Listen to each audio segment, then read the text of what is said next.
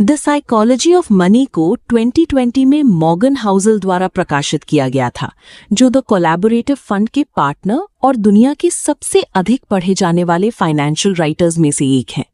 ये किताब दुनिया भर में 4 मिलियन से अधिक कॉपीज बेच चुकी है और 50 से ज्यादा भाषाओं में ट्रांसलेट हो चुकी है।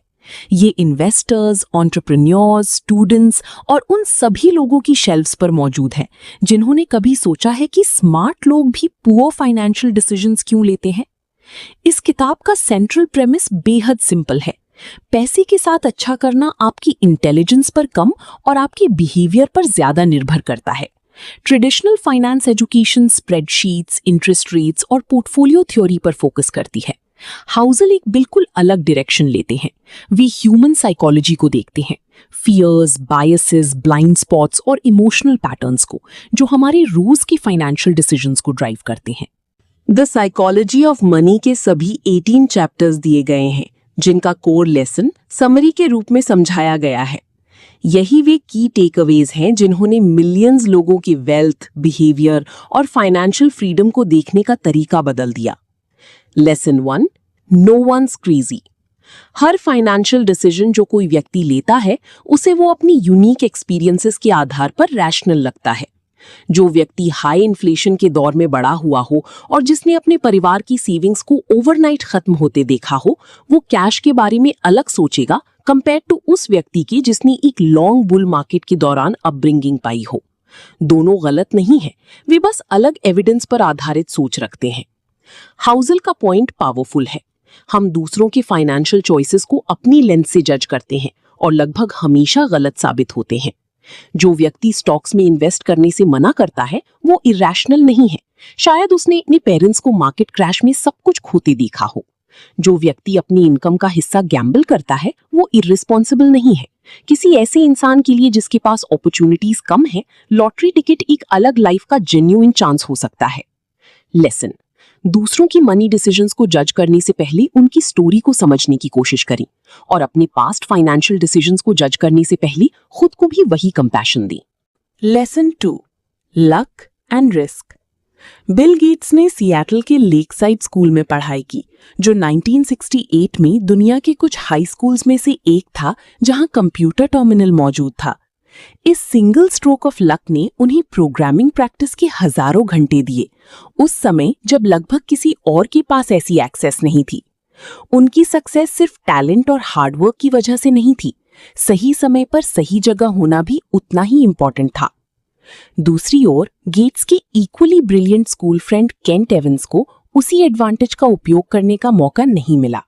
हाइकिंग एक्सीडेंट में उनकी डेथ हो गई, इससे पहले कि वे अपना पोटेंशियल रियलाइज कर पाते। रिस्क लक के कॉइन का दूसरा साइड है और दोनों स्किल या इंटेंशन से इंडिपेंडेंट ऑपरेट करते हैं। लेसन: जब भी फाइनेंशियल सक्सेस इवैल्यूएट करें, चाहे अपनी या किसी और की, हमेशा लक और रिस्क के रोल के लिए जगह छोड़ें। सक्सेस में हम्बल रहें और फेलियर के प्रति compassionate. Lesson 3, never enough. Rajat Gupta self made billionaire, Goldman सैक्स के फॉर्मर डायरेक्टर और अपनी जनरेशन के सबसे रिस्पेक्टेड बिजनेस फिगर्स में से एक थे। फिर भी उन्होंने इनसाइडर ट्रेडिंग के जरिए थोड़ा और पैसा कमाने के लिए अपनी रेप्यूटेशन, फ्रीडम और लेगेसी तक रिस्क पर लगा दी। उनके पास पहले से ही इतना वेल्थ था जितना ज्यादातर लोग कई लाइफ टाइम्स में भी स्पेंड नहीं कर सकते, फिर भी वो इनफ नहीं था। हाउसल इसे पर्सनल फाइनेंस के सबसे डेंजरस साइकोलॉजिकल ट्रैप्स में से एक मानते हैं, इनफ डिफाइन ना कर पाना। जब फिनिश लाइन ही नहीं होती तो रेस कभी खत्म नहीं होती। लोग ह्यूज रिस्क्स लेते हैं, अपनी इंटेग्रिटी कॉम्प्रोमाइज करते हैं और रिलेशनशिप्स तक डिस्ट्रॉय कर देते हैं, सिर्फ उस नंबर के पीछे जो लगातार बदलता रहता है। लेसन: अपना इनफ डिफाइन करें। समझें कि आपके लिए जेन्युइनली सैटिस्फाइंग लाइफ कैसी दिखती है। नेबर से बेटर लाइफ नहीं, बल्कि सच में फुलफिलिंग लाइफ। और वहां पहुंचने के बाद गोल पोस्ट्स को आगे बढ़ाने की अर्ज को रेजिस्ट करें। Lesson 4, confounding compounding. Warren Buffett की नेटवर्थ लगभग $84 बिलियन है। उसमें से करीब $81 बिलियन उन्होंने अपने 65th बर्थडे के बाद अक्यूमुलेट किया। उन्होंने एज 11 में इन्वेस्टिंग शुरू की और कभी नहीं रुके। उनका जीनियस सिर्फ ग्रेट स्टॉक्स पिक करने में नहीं है, बल्कि उस एक्स्ट्राऑर्डिनरी समय में है जो उन्होंने कंपाउंडिंग को काम करने के लिए दिया। हाउसल बताते हैं कि अगर बफेट ने एज 30 में इन्वेस्टिंग शुरू की होती और 60 पर रिटायर हो गए होते, जैसा ज्यादातर लोग करते हैं, तो उनकी नेटवर्थ आज लगभग $11.9 मिलियन होती। फिर भी इम्प्रेसिव, लेकिन एक्चुअल रिजल्ट का छोटा हिस्सा। एक्स्ट्रा डेकेड्स ऑफ कंपाउंडिंग ने लगभग पूरा डिफरेंस बनाया। लेसन: कंपाउंडिंग इंट्यूटिव नहीं है। हमारा ब्रेन एक्सपोनेंशियल ग्रोथ को समझने में स्ट्रगल करता है। सबसे अच्छा फाइनेंशियल डिसीजन है जल्दी शुरू करना और कंसिस्टेंट रहना। हाईएस्ट रिटर्निंग इन्वेस्टमेंट ढूंढना नहीं, बल्कि रीजनेबल इन्वेस्टमेंट चुनना और उसे लंबे समय तक होल्ड करना। Lesson 5: getting wealthy versus staying wealthy.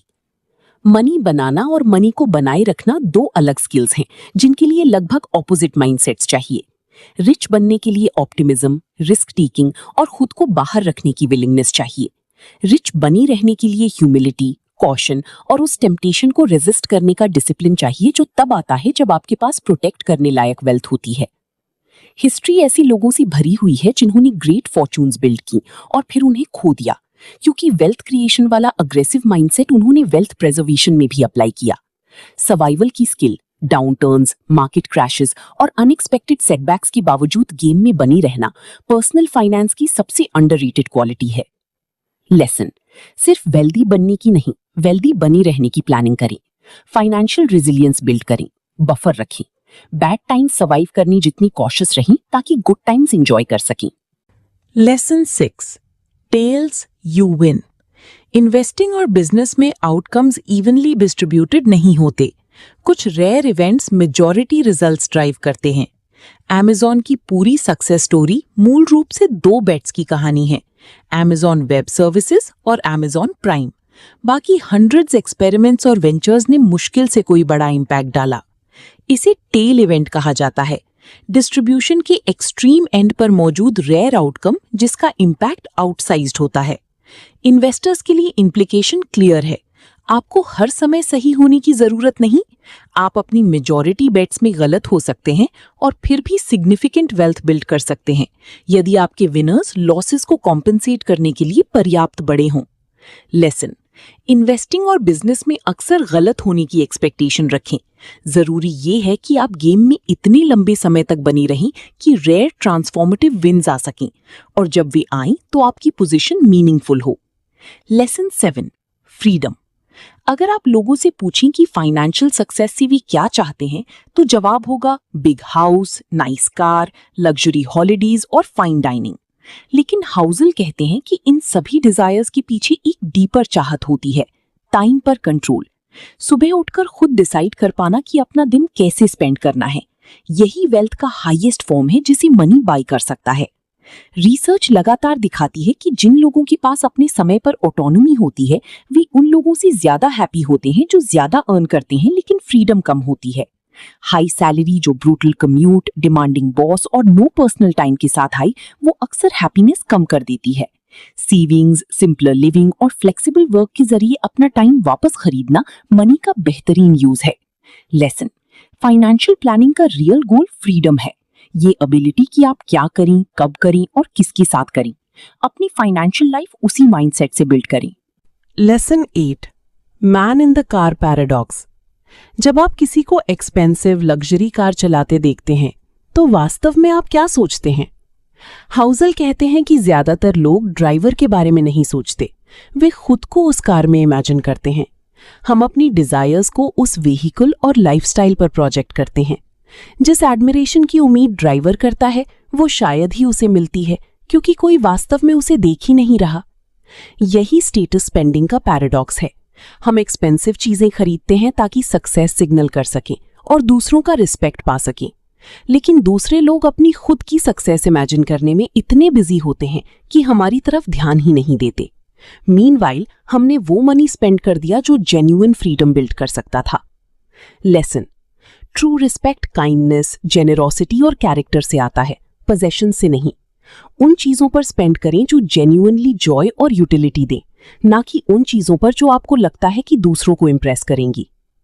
Lesson 9: wealth is what he don't see. हम वेल्थ को उन चीजों से जज करते हैं जो दिखाई देती हैं, हाउस, कार, क्लोथ्स और हॉलिडेज। लेकिन हाउसल कहते हैं कि ये विजिबल चीजें स्पेंडिंग का एविडेंस हैं, वेल्थ का नहीं। ट्रू वेल्थ इनविजिबल होती है। वो सेविंग्स अकाउंट है जिसे कभी टच नहीं किया गया।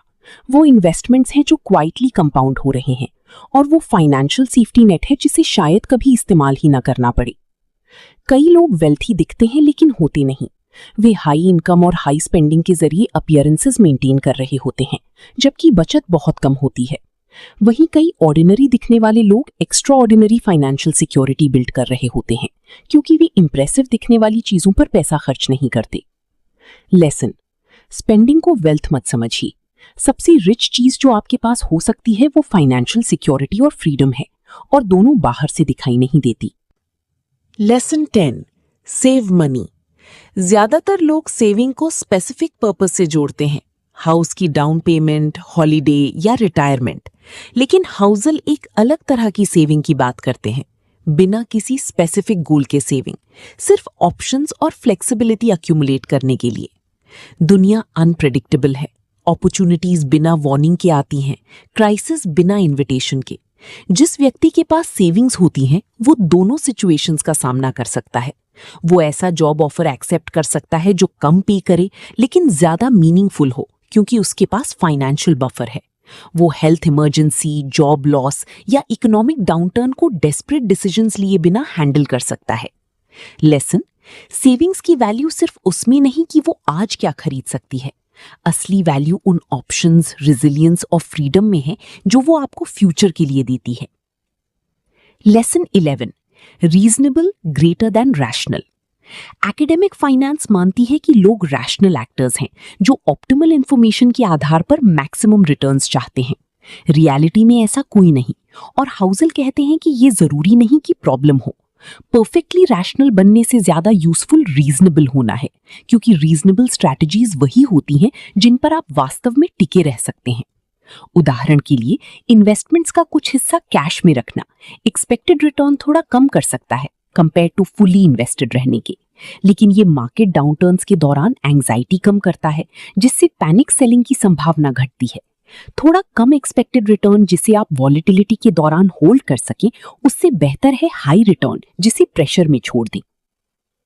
लेसन: बेस्ट फाइनेंशियल प्लान वो नहीं जो थियोरेटिकली हाईएस्ट रिटर्न दे। बेस्ट प्लान वो है जिसे आप ईयर्स तक कंसिस्टेंटली फॉलो कर सकें, चाहे मार्केट्स कुछ भी कर रही हों। Lesson 12: surprise. किसी भी डेकेड के सबसे इंपॉर्टेंट इकोनॉमिक इवेंट्स वही होते हैं जिन्हें प्रेडिक्ट नहीं किया गया था। 2008 फाइनेंशियल क्राइसिस वाइडली एंटिसिपेटेड नहीं थी। कोविड-19 किसी की फाइनेंशियल प्लान में नहीं था। इंटरनेट, स्मार्टफोन्स और सोशल मीडिया के राइज ने इकोनॉमी को ऐसे बदल दिया जिसकी एक्यूरेट फोरकास्टिंग बहुत कम लोगों ने की थी।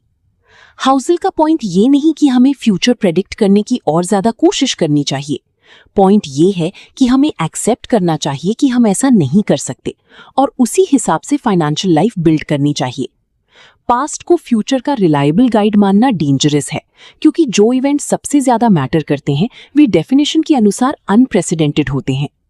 लेसन: सरप्राइजेस से भरी दुनिया के लिए फाइनेंशियल रेजिलियंस बिल्ड करें, डाइवर्सिफाई करें, सेव करें।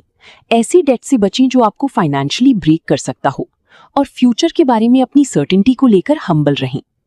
Lesson 13: room for error. किसी भी फाइनेंशियल प्लान का सबसे इंपॉर्टेंट वर्ड है मार्जिन। मार्जिन ऑफ सेफ्टी वो गैप है जो आपके पास मौजूद रिसोर्सेज और आपकी जरूरतों के बीच होता है।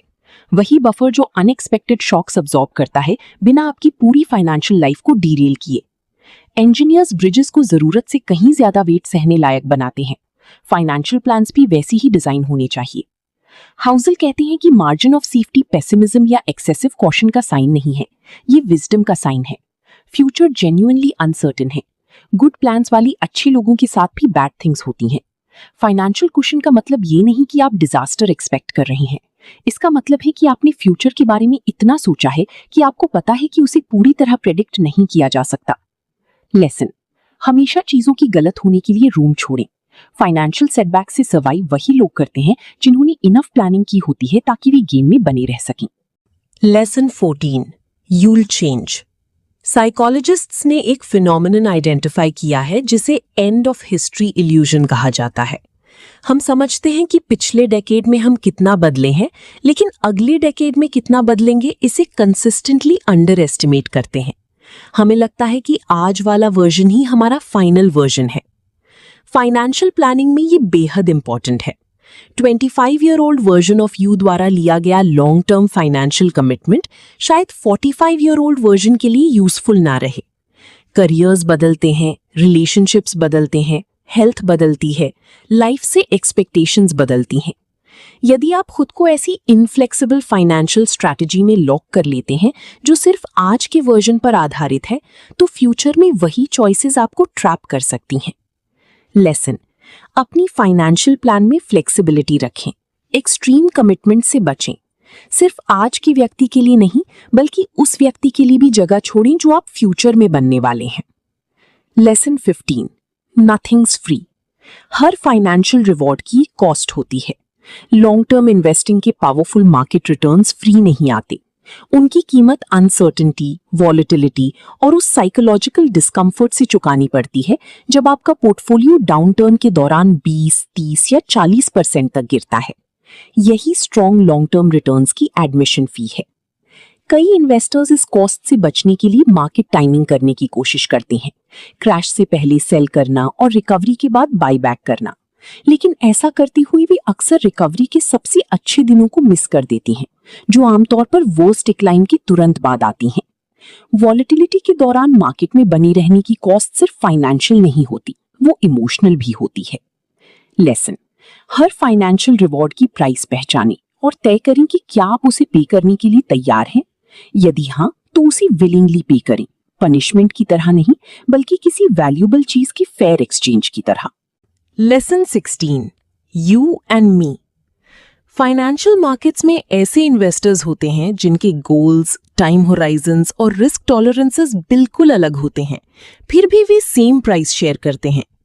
एक डे ट्रेडर जो कुछ आवर्स के लिए स्टॉक होल्ड करता है और एक पेंशन फंड जो डेकेड्स तक होल्ड करता है, दोनों अपने कॉन्टेक्स्ट में रैशनल हैं। लेकिन यदि long term investor day trader के बिहेवियर से इन्फ्लुएंस होने लगे, तो वो लगभग निश्चित रूप से गलत डिसीजंस लेगा। हाउसल कहते हैं कि इन्वेस्टिंग में सबसे इंपॉर्टेंट चीजों में से एक है ये क्लियरली डिफाइन करना कि आप कौन सा गेम खेल रही हैं और फिर दूसरों के अलग गेम से डिस्ट्रैक्टेड ना होना। ज्यादातर फाइनेंशियल मिस्टेक्स स्टुपिडिटी की वजह से नहीं होती, वे उन स्ट्रैटेजीज को कॉपी करने की वजह से होती हैं जो कंप्लीटली डिफरेंट सिचुएशंस वाले लोग यूज कर रहे होते हैं। लेसन: अपने फाइनेंशियल गोल्स और टाइम होराइजन को क्लियरली जानें। ऐसे व्यक्ति से एडवाइस या स्ट्रैटेजी कभी मत लें जो बिल्कुल अलग गेम खेल रहा हो, चाहे शॉर्ट टर्म में उसके रिजल्ट्स इंप्रेसिव क्यों ना दिखें।